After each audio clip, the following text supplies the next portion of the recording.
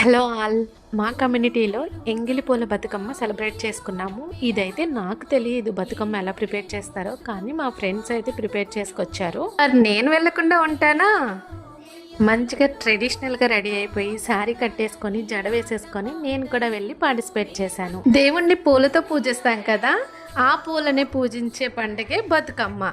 పాటలు పాడుకుంటా బతుకమ్మ ఆడాము. మా ఆట పాట చూసి వరుణదేవుడు కూడా కరుణించి వర్షం అయితే వచ్చేసింది.